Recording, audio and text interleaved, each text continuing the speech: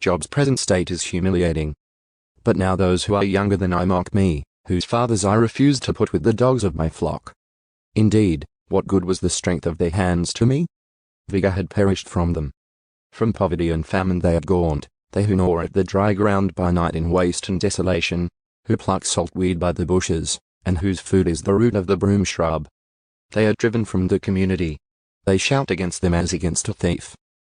So that they live on the slopes of ravines, in holes in the ground and among the rocks. Among the bushes they cry out. Under the weeds they are gathered together. Worthless fellows, even those without a name, they were cast out from the land. And now I have become their taunt, and I have become a byword to them. They loathe me and stand aloof from me, and they do not refrain from spitting in my face. Because he has undone my bowstring and afflicted me, they have cast off the bridle before me. On the right hand their mob arises. They push aside my feet and pile up their ways of destruction against me.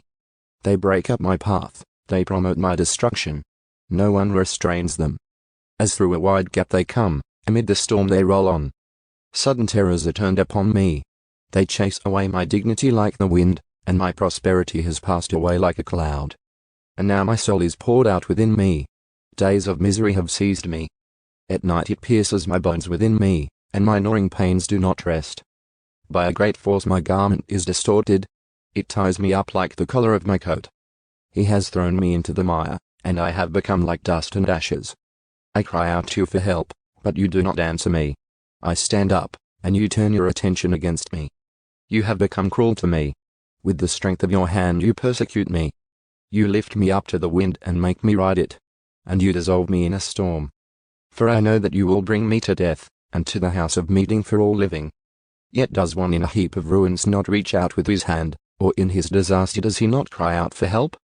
Have I not wept for the one whose life is hard? Was my soul not grieved for the needy?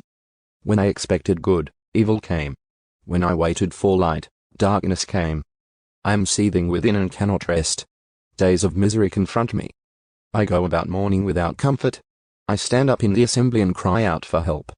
I have become a brother to jackals, and a companion of ostriches. My skin turns black on me, and my bones burn with fever. Therefore my harp is turned to mourning, and my flute to the sound of those who weep.